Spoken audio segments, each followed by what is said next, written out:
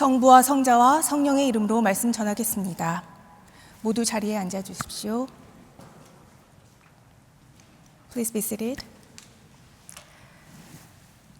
여러분 모두 잘 지내셨나요? 새해 복 많이 받으십시오.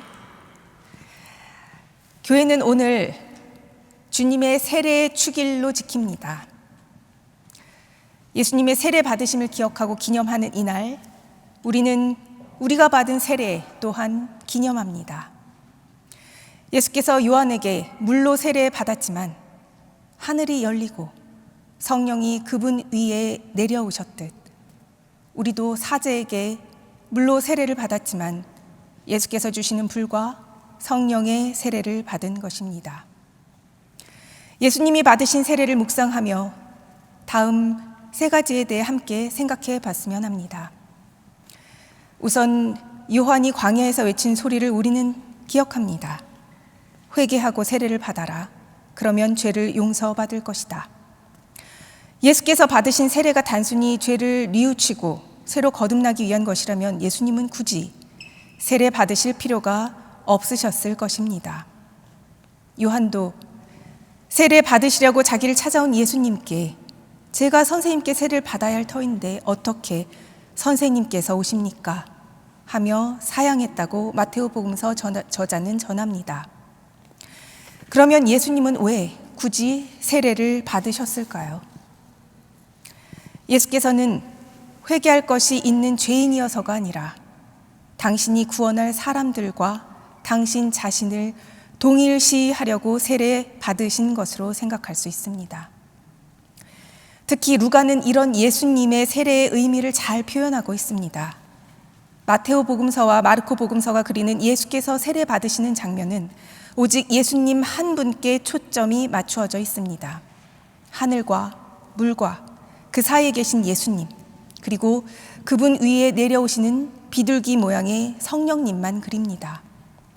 그러나 오늘 우리에게 이 이야기를 전하는 루가는 좀 다른 그림을 그리죠. 사람들이 모두 세례를 받고 있을 때 예수께서도 세례를 받으시고 기도하셨다고 합니다. 비둘기 모양으로 내려오신 성령과 하늘에서 들려온 음성을 그들도 보고 들었는지는 알 수 없지만 이 현장에 많은 사람들이 함께 있었다고 루가복음서 저자는 전합니다. 사람들이 모두 세례받는 자리에서 함께 세례 받으시는 예수님. 세리 창녀와 어울려 함께 먹고 마신 그분의 삶과 매우 일치하는 루가가 그린 이 예수님의 세례 장면이 실제 그분의 세례식 모습에 더 가깝지 않을까 생각해 볼 수 있는 지점입니다. 둘째, 예수님의 세례가 중요한 이유는 예수께서 당신이 하느님의 외아들이심을 직접 하늘의 음성을 통해 듣고 확인하는 자리이기 때문입니다. 너는 내 사랑하는 아들, 내 마음에 드는 아들이다 하는 소리가 들려왔다고 성서는 기록합니다. 여기에서 사랑하는으로 번역된 헬라어 아가페토스는 아들이나 딸과 붙여 사용할 때 외아들 혹은 외동딸을 뜻합니다. 따라서 이 말씀을 들은 이 순간은 예수께서 당신이 하느님의 외아들이라는 자기 정체성을 분명하게 갖게 되는 순간이며 요셉의 아들 목수에서 메시아로 거듭나는 순간이었을 것입니다. 우리도 세례를 통해 하느님의 자녀로 그리스도의 몸인 교회의 지체로 거듭납니다.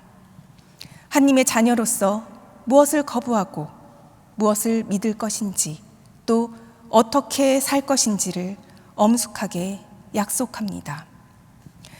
정체성 문제는 특히 여러분이나 저처럼 자기 나라를 떠나서 사는 사람들과 그 자녀들이 오래도록 혼란과 어려움을 겪게 되는 문제이기도 합니다. 30이 넘어 미국에 온 제가 이 미국 교회에서 미국 사람들과 함께 일하고 목회한다는 것이 어찌 쉬운 일이겠습니까? 저는 한식을 특별히 그렇게 좋아하는 사람도 아닌데 퇴근하고 집에 가면 다른 먹을 것이 있어도 김치에 밥을 먹게 되더라고요. 그런 저를 보면서 한국인의 정체성을 잊지 않으려고 용쓰는구나 하는 생각이 듭니다. 어제 우연히 한국에 사는 한 고려인에 대한 짧은 다큐를 보게 되었는데요. 러시아어가 익숙한 그녀와 그 자녀들이 한국에서 겪는 어려움을 보면서 매우 공감할 수 있었습니다. 정체성 문제로 어려움을 겪는다는 것은 왠지 누군가는 안 겪는 어려움을 나만 겪는 것 같아 억울한 생각이 들 수도 있는 것 같습니다. 그러나 그 고민과 어려움은 결코 헛된 것이 아닙니다.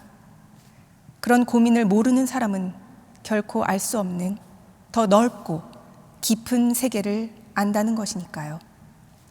제가 미국에 살며 겪는 정체성 문제를 알기에 한국에 사는 고려인의 문제를 이해할 수 있는 것처럼 말이죠.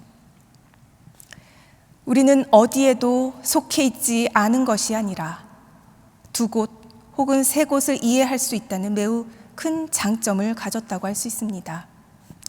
하나님의 자녀로 사는 것 또한 그런 것 아닐까 싶습니다. 우리는 이 땅에 살지만 하나님의 자녀인 우리는 온전히 이 땅에만 사는 것이 아닙니다. 우리는 하나님의 뜻이 하늘에서와 같이 땅에서도 이루어지기를 기도하며 사는 사람들, 하늘나라를 가슴에 품고 사는 사람들이기 때문입니다. 마지막으로 예수께서 세례받으신 후 들은 음성 중 내 마음에 드는 아들이라는 말씀에 대해 함께 생각해 봤으면 합니다. 저는 이 내 마음에 드는 이라는 공동 번역 성서의 표현이 썩 내키지 않는데, 마음에 든다는 것은 어떤 이유로 마음에 들고 안 드는 조건이나 혹은 이 사람보다 저 사람이 더 마음에 드는 비교의 뉘앙스가 있기 때문이거든요. 헬라어 원어에 가까운 해석을 하자면 단순히 너로 인해 내가 기쁘다 입니다. 그저 너의 존재로 인해 내가 기쁘다. 너의 존재 자체가 내게 기쁨이다 라는 거죠. 우리가 세례를 받는 순간도 내가 하느님의 자녀로 그분을 기쁘시게 하는 존재임을 확인하는 자리입니다. 오늘 들은 이사야서 43장 말씀은 당신 백성들을 향한 절절한 야훼 하느님의 사랑의 고백입니다. 너는 눈에 넣어도 아프지 않을 나의 귀염둥이, 나의 사랑이다. 나의 영광을 빛내려고 창조한 내 백성, 내 손으로 빚어 만든 나의 백성이다. 우리가 세례받는 순간, 하느님의 자녀가 되는 순간은 이 말씀을 듣는 순간입니다. 우리는 무엇을 해서 혹은 안 해서가 아니라 그저 존재 자체로 그분을 기쁘시게 하는 그분의 자녀들입니다.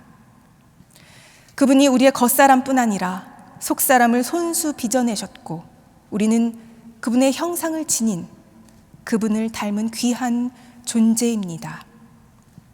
그래서 우리는 선함을 행할 수 있고 옳고 그름을 판단할 수 있고 진리를 추구할 수 있는 존재입니다. 그리고 나뿐 아니라 내 옆에 있는 사람도 그렇다는 것을 우리는 기억해야 합니다. 나는 내 존재 자체로 하나님을 기쁘시게 하는 그분의 자녀라는 사실을 인식함으로써 누릴 수 있는 그 충만함, 이 충만함에서 어려움을 이길 힘도, 무언가를 도전할 용기도, 또 문제를 해결할 지혜도, 이웃을 향한 사랑의 마음도, 그리고 세상에서 얻을 수 없는 샘솟는 기쁨도 나옵니다.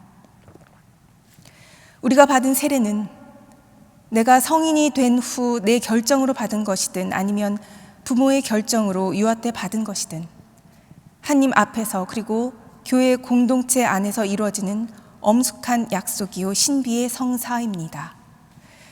1년에 2번 주님의 세례 축일과 부활 전야에 우리는 세례의 언약을 갱신하며 내가 누구이고 어떻게 살아야 하는지를 재확인합니다. 우리는 그분이 사랑하는 자녀이고 그분께 기쁨을 드리는 존재입니다. 성령께서 우리 삶을 인도하시는 대로 따라 살기 위해 우리는 예수께서 그리하셨듯 그분 음성에 귀 기울여야 합니다.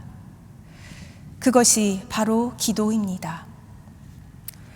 새해를 맞으며 어떤 계획을 갖고 계신지 모르겠습니다만 무엇보다 하루에 단 5분이라도 하나님 앞에 모든 것을 내려놓고 나를 비우고 그분께 마음을 다해 온전히 내어드리는 시간을 가지시기를 권고드립니다. 그래서 여러분 모두 이 소중한 한 해를 성령의 능력으로 살 수 있기를 기도하겠습니다. 성부와 성자와 성령의 이름으로 말씀 전했습니다.